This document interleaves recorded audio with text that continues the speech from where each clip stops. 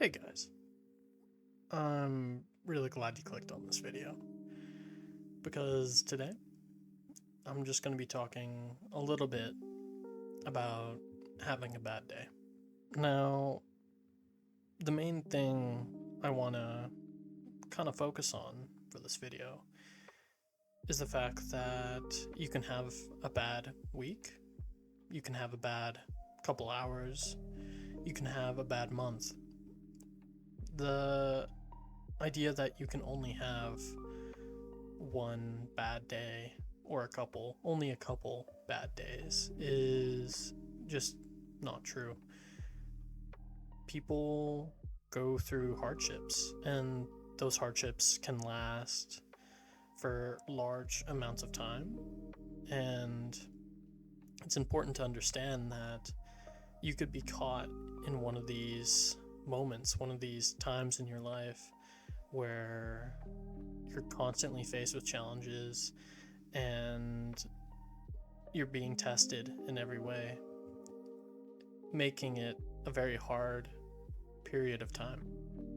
Now, when you're in these periods of time, there's going to be a lot of days where you don't really accomplish that much, or maybe you don't really accomplish what you've set yourself to do for this year, whether it be fitness goals or making money or just social goals like getting out and talking to more people. Not achieving these goals isn't going to set you back as much as you may think. The progress that you've made in previous weeks, previous months are still there, and what you've been learning through all this progress is still with you. It's just sometimes life puts a stop on things. Sometimes you're forced to slow down and take a look at what's around you and understand that some things are just trying to work against you. And that's not the nicest thing to hear or understand, but it's not always going to be pushing you towards where you want to go. There's going to be blocks in the road. There's going to be times where maybe for a month you don't do anything. The important thing to know about these periods of life where you feel like you're not achieving much or you feel like you're not getting anywhere is that eventually, one day, you're going to have a good day. And it may take months, hell, it may take even over a year. But one day, you're going to wake up and something's going to be a little different.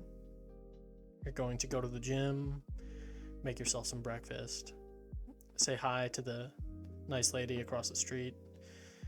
Maybe you'll work on that hobby that you've been enjoying so much. And when this day comes around, you may not pay it much mind, but I think it's important to recognize when you have a good day.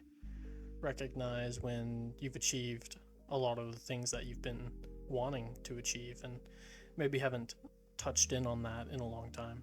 Celebrating a good day and bringing attention to those things that you want to keep in your life is going to be what makes it a reoccurring thing. And of course, you can't never have a bad day. Eventually, even if you pay a lot of attention and put all your effort into these good days, there's going to come a day where, again, the world just kind of puts you on stop.